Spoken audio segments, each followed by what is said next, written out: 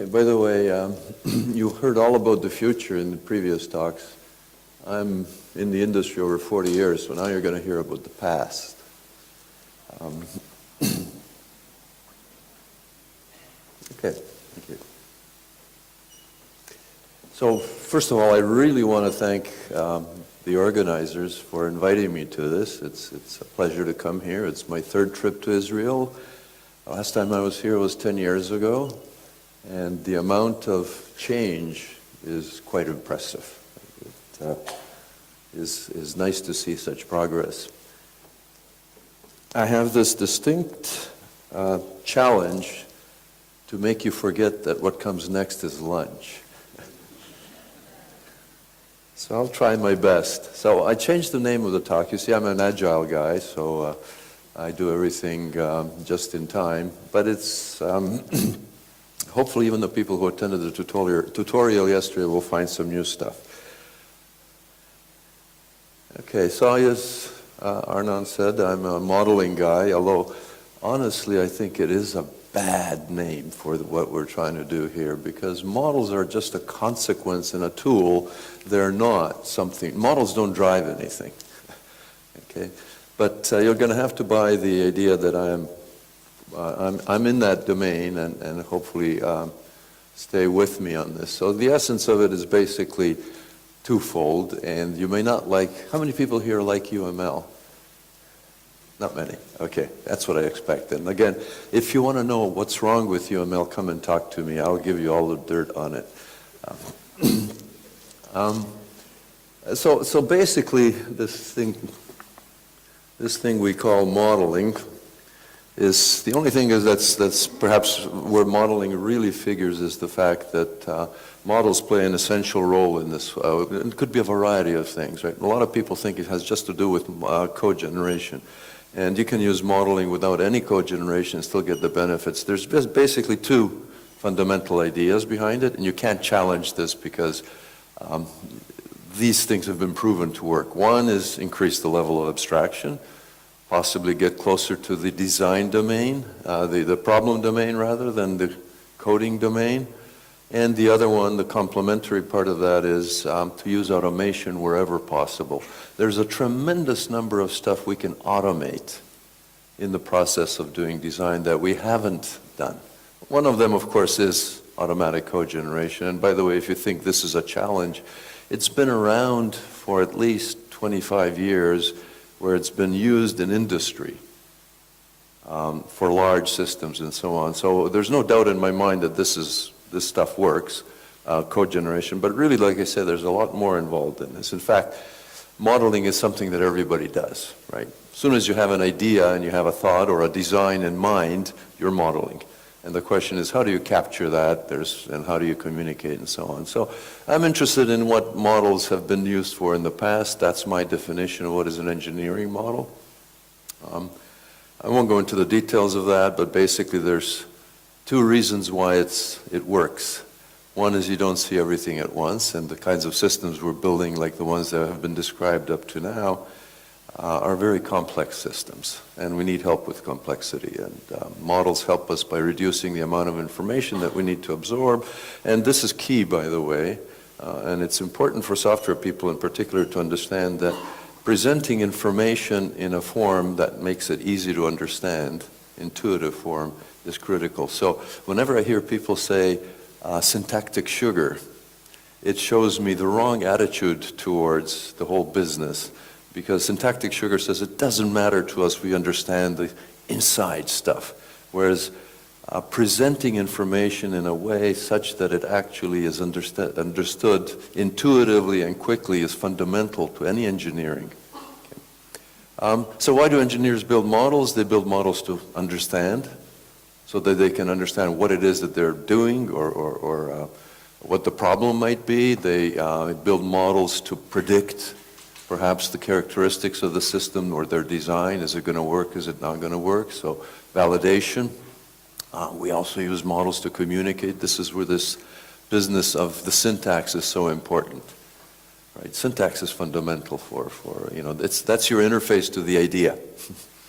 So it's actually quite important to get that right. And we also use models to, of course, specify. These are kind of blueprint models. And therefore, it's actually useful to differentiate these two. The models that are served for these three top purposes are what is known as descriptive models. And models down here are prescriptive models, and they actually sit at opposite ends of the scale. Descriptive models are models that are basically lots and lots of detail is omitted and only the important stuff is actually shown. Of course, they're less precise, but they're a lot easier to understand, a lot easier to analyze. And prescriptive models, on the other hand, have to have sufficient detail so that they can be implemented either by a code generator or maybe a team of programmers. But of course, they're difficult to understand. Okay, now, if we look at how design progresses, whether you're using UML or you're doing all of this modeling in your head, this is what you're doing. So you start off with an abstract model, say the architectural model, and then you refine it. For example, here's a state machine. And then you say, okay, well, that looks good. I'm happy so far. Let me add detail to it, right? All kinds of detail. And that's classical top-down design. In case of some systems, you can actually generate the implementation because you end up with a prescriptive model at the end. Now, here's the unique feature of software. You see, the problem that other engineering disciplines have is that they cannot do this as easily as we can. I work with automotive engineers, and of course, for some of them, from the idea, the design, to the implementation, it takes 5 years. For software people, it might take 5 minutes or less. In fact, you have this idea, you program it, you run it, and it works. And that's wonderful. It's seductive. And we can take advantage of that. The model and the system that it's modeling, which is software itself, share the same medium. The medium happens to be a wonderful automation device. Right? So software has this unique property that you can, without switching mediums with the same expertise, the same tools pretty much, you can go from the high-level model, high-level design, all the way to the detailed design. And this is important because one of the problems that you run into in engineering in general is that it's often hard to actually preserve design intent throughout this process.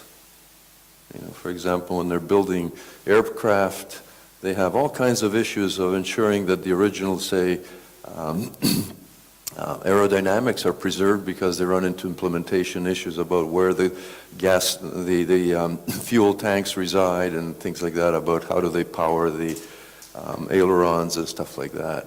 So it's very nice to have this kind of continuum where I can actually, without having any major discontinuities, I can end up with a fairly high likelihood that my design intent can be preserved.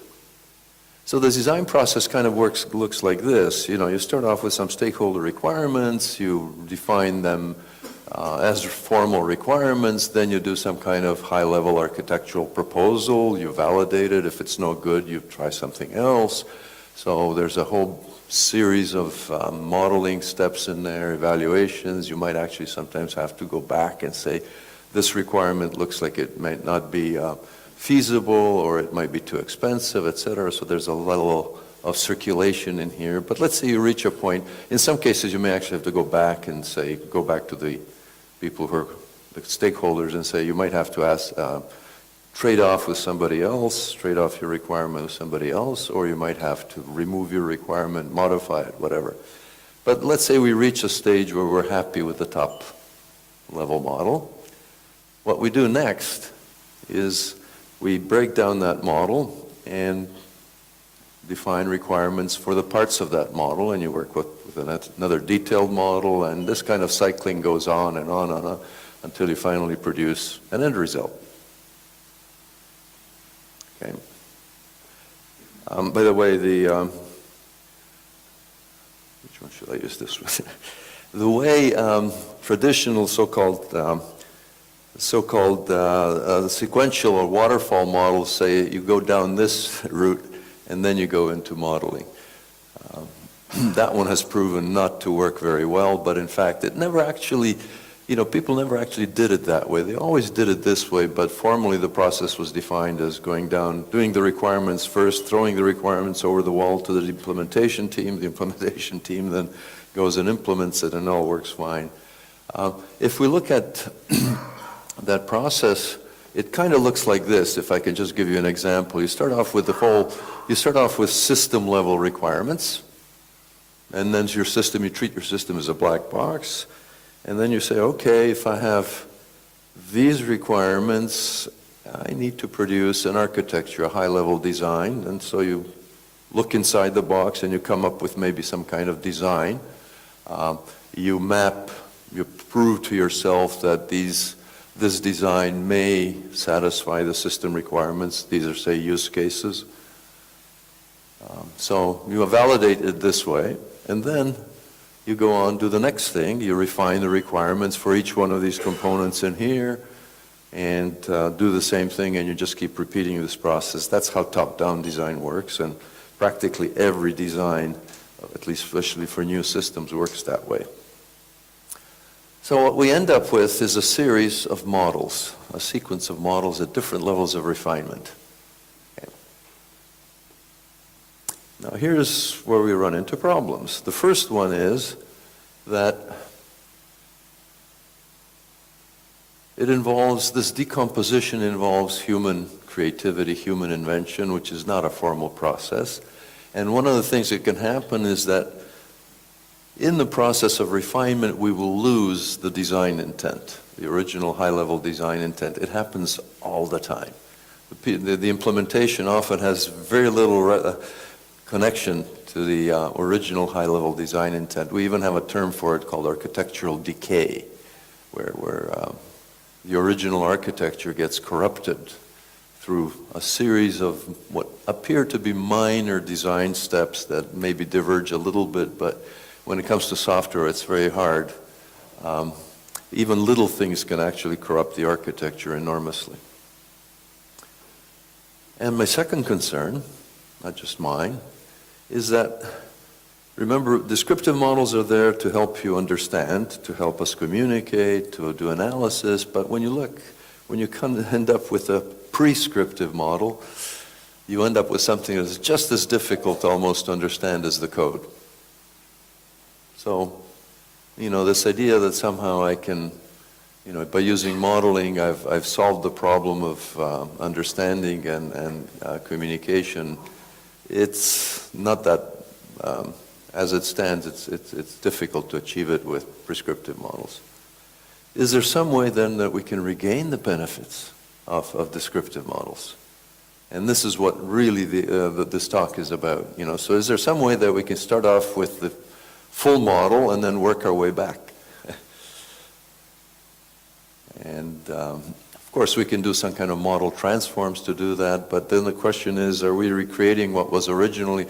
How do we actually know what to create here? Because this is a result of an informal process of design.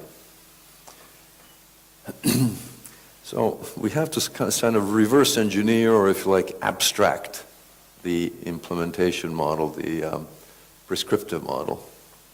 So let's just look a little bit at what is abstraction. So abstraction is essentially an intellectual defense mechanism. It's our way of coping with complexity. In many cases, it's actually almost the only thing we have. And it can be problematic.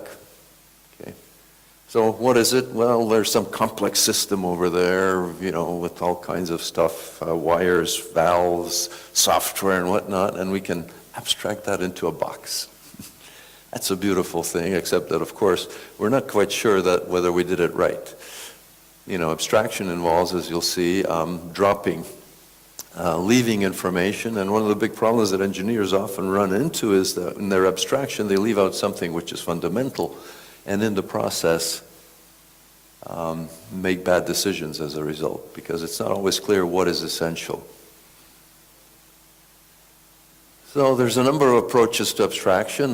This is how epistemologists and philosophers have been looking at abstraction. One is a relaxationist. It says, okay, to get a more abstract view of something, we just relax some constraints. So you might start off with a triangle and then work your way towards something like a geometrical shape by removing the constraint that it has to have a fixed number of points and sides. A reductionist says, okay, we remove and absorb detail, or absorb. And this is really what I want to talk about. I want to talk about this process of refinement and adding detail and tightening constraints. Remember that, by the way, when you add detail, you may actually remove the abstraction in the process. Let's see how that works. But as a software architect, and I've been an architect for the last, I'd say, 30 years. I told you I was going to talk about the past. I found out that this is the most fundamental skill that distinguishes architects from technicians, programmers I meant, because I think there is no distinction between technicians and programmers. You know, an electrician is somebody who can be extremely skilled, and their job is to take a design and, knowing the idiosyncrasies of the technology, they can actually implement it for you.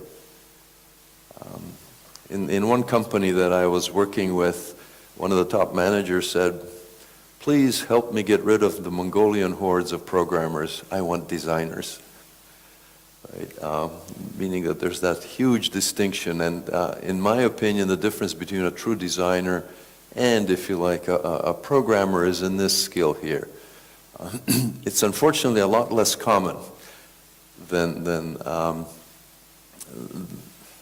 you would have believe based on what, you know, people's visit cards say. Right? My position is, I don't know how many people I've seen, or visit cards I've seen, or business cards I've seen that basically say architect, system architect, or something like that.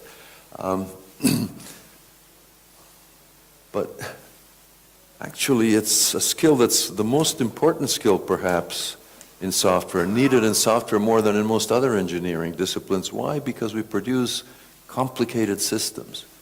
You know, I've worked on systems that have 30 million lines of code.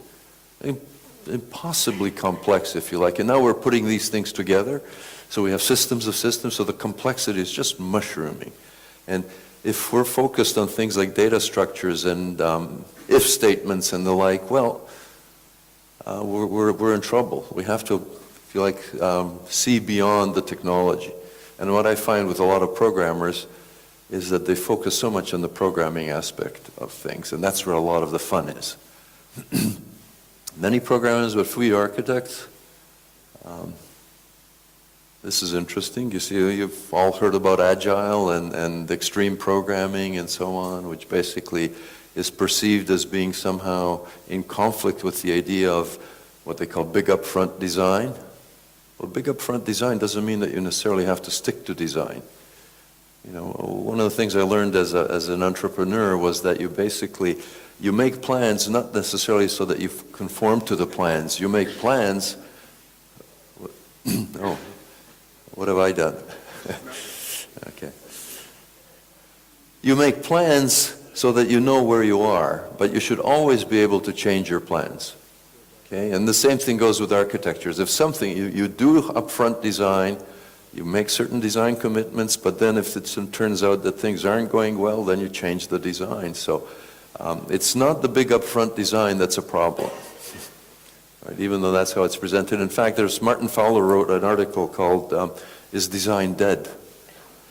Right? Now, fortunately, his answer was no, it's not dead. But the fact that he had to write that article to clarify to people that it's important to do design, not just code, is an indication of the sad state that we have and the misinterpretation of the idea of agile.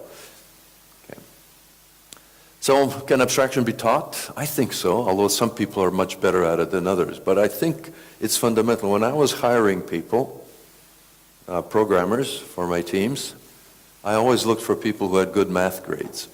Not because the math that they knew would be useful. Some of it was useful, not very much of it. But it more had to do with the fact that I found out that people who did well in math had a better capacity for abstract thought. Okay.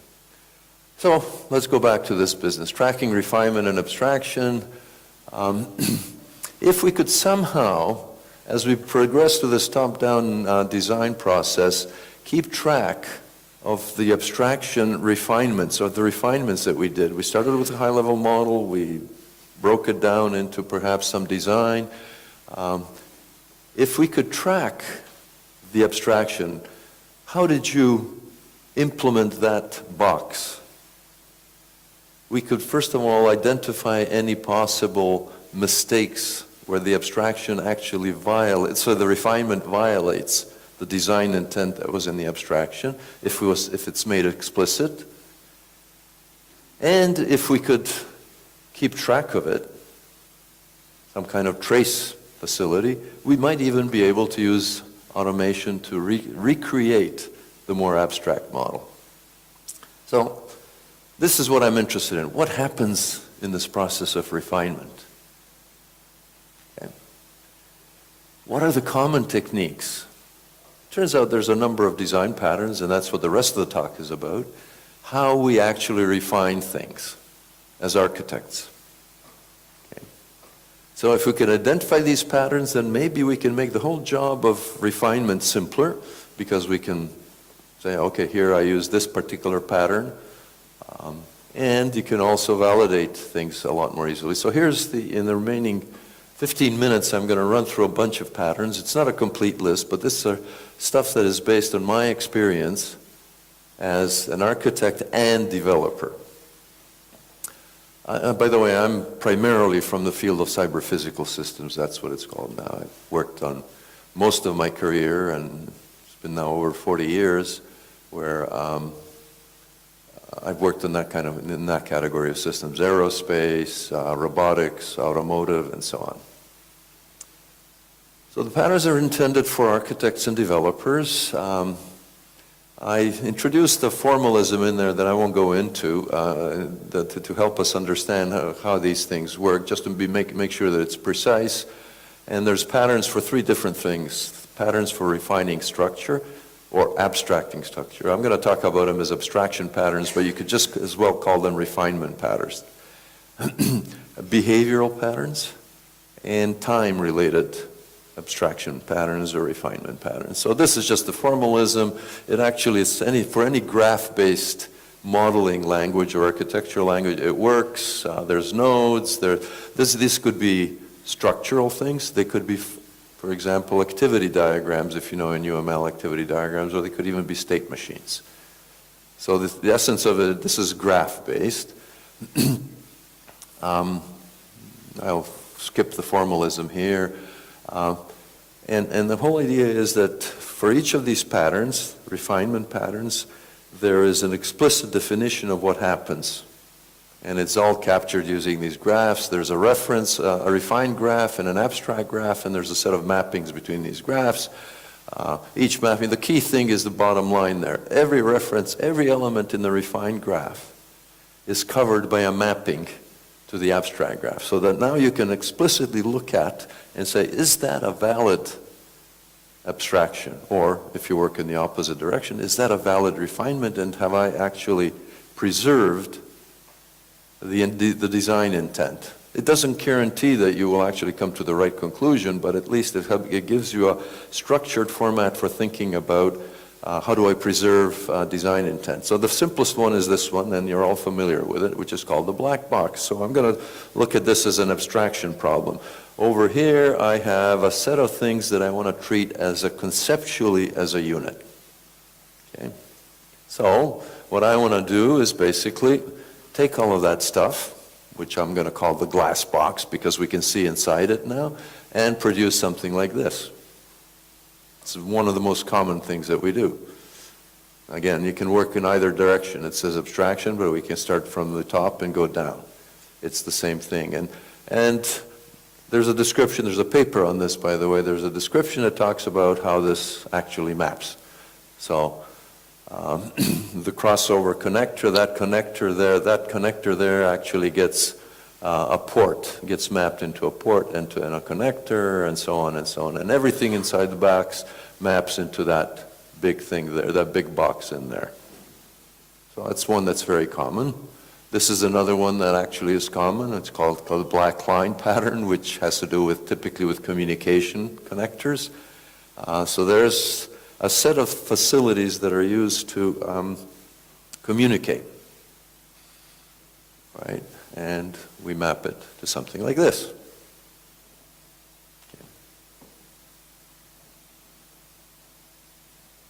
And there's variants of these. I'm not going through all of them, etc.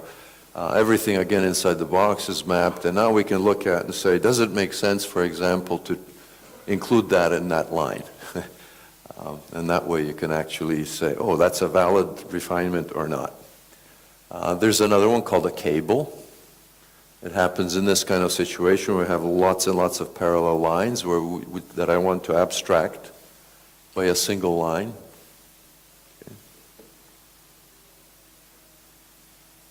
There's something called, that goes nicely with the cable, is this, a number of connection points that map to a single, at the higher level of abstraction. You just think of it, there's a connection point here. The details of how these are differentiated is abstracted away. And now we come to the most challenging thing. How many, I've seen at least 4 of the talks today had diagrams like this, right? Showing architectures. What's wrong with these diagrams? Well, what's wrong with them is that they're not accurate. And they're also prone to misinterpretation, as we'll see. So just to make sure that, it's not clear what it actually means, but we use it a lot of, it can mean a number of different things. For example, this could be actually different views of the same system at different levels of abstraction, or they could actually be, these are different things. Structured in some way, and just to make it interesting, how many people think it's valid, it's a good idea to have this thing on top talk to something directly? Okay, so all the people who were in my course yesterday. How many people think it's a bad idea? Okay, well, let me give you a little more concrete version of it. So there might be an operating system, and the operating system has a file system and a bunch of other things in there, and then maybe on top of that we have some kind of services layer that is specific to the domain, and then we might have application-specific services, and on top we have our application and so on. Are you telling me that I should not allow the application to talk to the file system, which is part of the operating system? Clearly that doesn't, one answer is, oh yeah, drill holes through all of these. So that they can actually access it directly in the layer below. The problem here is that this actually is not an accurate representation of what's there.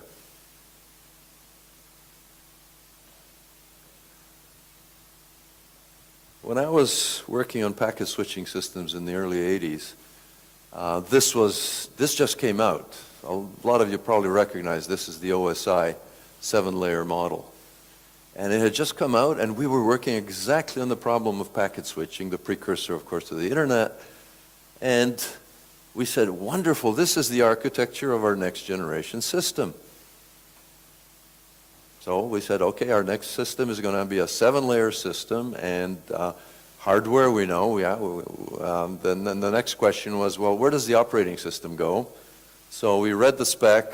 Whoops. We read the spec. I gave it away, didn't I? We read the spec, and there's nothing about operating system in this level, or any of the levels up there. So the question was, where's the operating system? Well, since you've already seen the slide, I won't ask you. The operating system is back here. It's in a different dimension. It's adjacent. Every one of these layers has access to the operating system. What's this telling us? It's telling us that it's actually not a simple one-dimensional, or if you like, linear. No real system is structured like this. What this thing represents is one set of concerns. The set of concerns here is, how do I actually do communications? Okay, so it's actually a subset of the overall problem domain that's shown in this thing, and that is, in that case, a valid representation. That is but as I say, real systems are actually structured as complex graphs, acyclical graphs. So, they try to do this. I've seen examples of this. I saw some examples today of this, right? This is the staircase model that says, oh, we're going to try and somehow show that, of course, this thing called the application can access the operating system, and using this kind of trick. But this is only a two-dimensional problem. So here, for example, you can't actually, it looks like these services cannot access the operating system, which isn't the case. They should be able. So this representation is wrong. Or inadequate, not wrong, inadequate. Then there's this one, the toaster model. You must have seen this one. The toaster model basically, again, adds another dimension, okay, to what is an n-dimensional problem. So adding a second or a third dimension is typically not enough. In reality, if you look at real systems, how they're layered, there's this adjacency. So the layers, this thing is layered on top of that, it's layered on top of that, it's layered on top of that. And when you look at a particular hierarchical stack of layers like the OSI model, you're basically looking through one particular set of concerns. I go into this a fair amount because I think there's a lot of misunderstanding of what layering means. And a lot of the diagrams that I see are actually, therefore, prone to misinterpretation. Okay, so in order to understand layering a little bit, I want to talk about why we encapsulate. Why do we put things inside things when we do software? Okay. Why do we encapsulate? Well, a number of reasons. One is obvious. One is abstraction. We want to hide the implementation of things so that we can think of it as a single unit conceptually. The other one is to actually hide implementations. Okay, so the reason we put something inside something else is because these things, these white boxes here inside the blue box, these white boxes are part of the implementation of the blue box. So we encapsulate our implementation, and the standard rule is you're supposed to encapsulate all of your implementation. You're not supposed to reveal any parts of your implementation. And my question here is are there situations where you cannot encapsulate all of your implementation? And in order to make sure I get out of here on time and that you get your lunch, I'm going to tell you the answer is most of the time you cannot encapsulate your implementation completely. Why? Because as part of your implementation, you actually you use the services of the layer underneath. And those services are shared. That's what the layer is there. The layer provides a set of shared services. Services that applications that sit on top of that can access. Okay. This is important because you see there's not just collaboration, say, at the horizontal level. Say within an application we may have two components that talk to each other. There is also an interaction that goes down here. In fact, what you think of as happening across here typically actually goes down here and then back up. In the OSI model, there is no communication happening at level N. It all goes down to the hardware. The hardware shifts it over to the other end and then it goes back up. But we abstract that by talking about these lines here. But this is important because it's key to our understanding how to model layering, right? So there's also an asymmetry here that these things fundamentally depend on this because they need it for their implementation. These are things that are part of the implementation of the components here, but they're not encapsulated. So these things depend on this, but not vice versa. So the underlying layers do not depend. That's one of the distinguishing features of these architectures, is that the lower layer has no dependence on the upper layer. It's an asymmetrical relationship. So here's the pattern in the end, right? It's basically a composition of a number of these patterns. There's the glass box here. We abstract the entire application as one thing, and then we also abstract the entire platform or the lower layer as another thing. And by the way, not shown here, these things here typically map onto that the black line pattern. that's one of the interesting things. If you look at all these things that may appear at this level, they all go down to the hardware. They all share the same hardware. So this is different than hierarchical decomposition. When you decompose hierarchically, strictly hierarchically, you end up with a tree. Okay. When you decompose a real system, you end up with a graph, an acyclical graph. And most of those graphs all terminate at the same point called the hardware. Okay. So this is the black box pattern, this is the cable pattern, and so on. This is the lower levels are, of course, shared, and so on. So we can have a mapping, an explicit mapping when we do this kind of layering. And here's another key thing: how do we model this? How do we model this? Well, we have these interfaces here.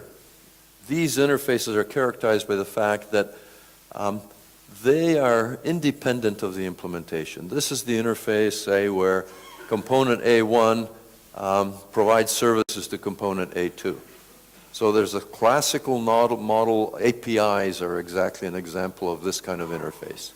We know that APIs are supposed to hide the implementation, and therefore these things protect this thing from being, they prevent the insides from being visible. However, there's another set of interfaces, the ones down below. Okay. And unfortunately, in our programming languages, we do not have a technology that actually allows you to make that explicit.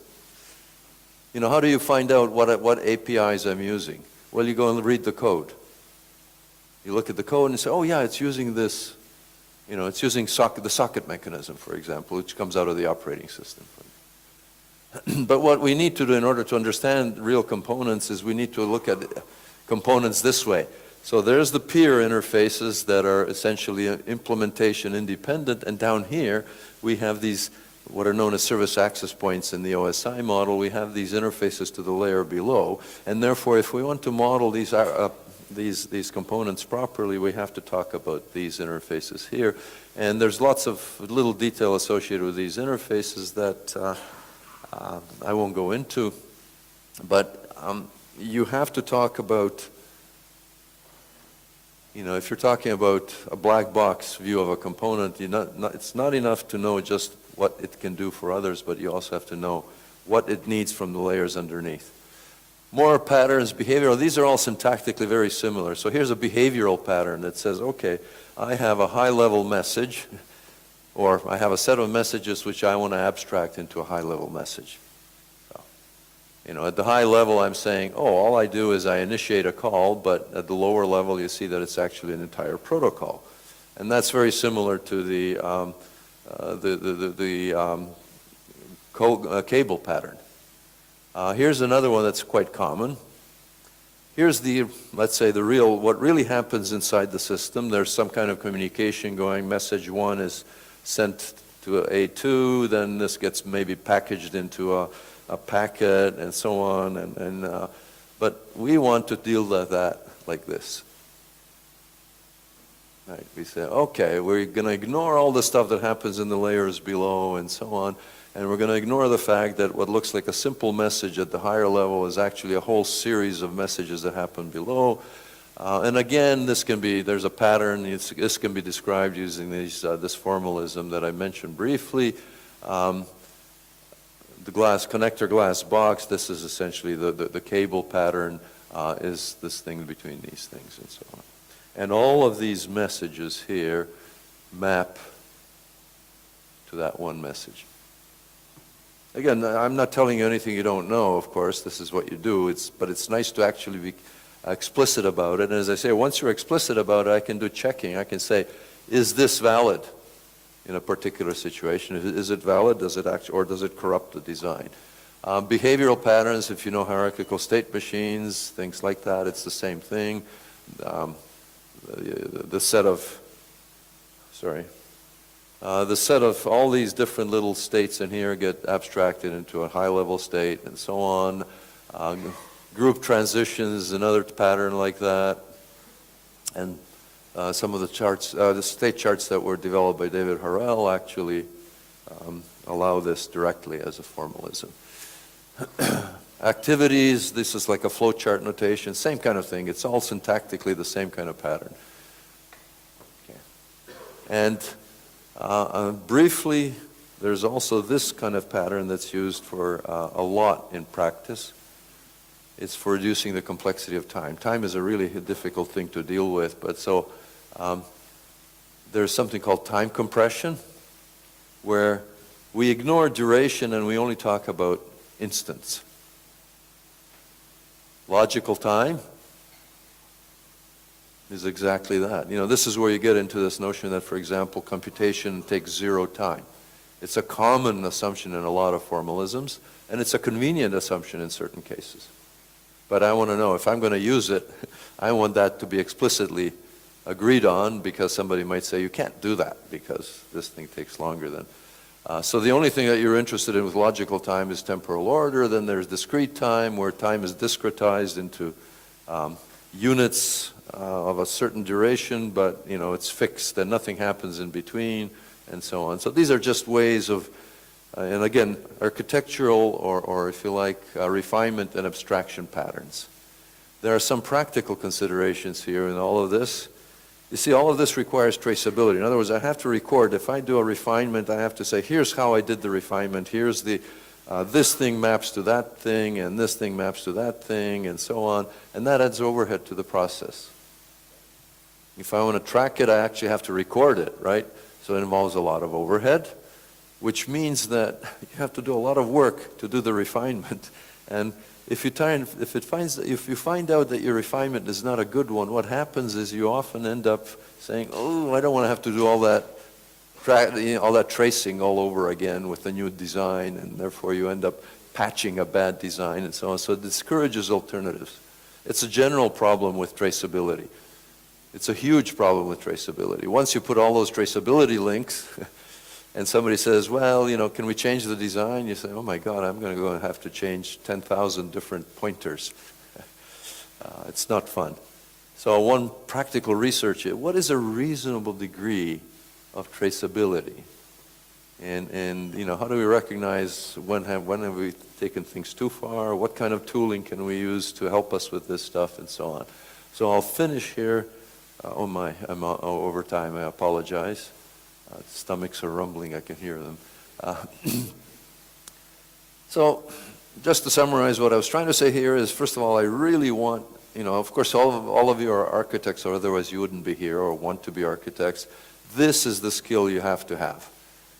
This is, if you're looking for architects in your team, go for the people who don't particularly care too much about data structures. They know what it is, but you know, if you talk to them and they start talking to you about data structures or processes or threads, it's already a warning that they might be too lowly tied in with the technology.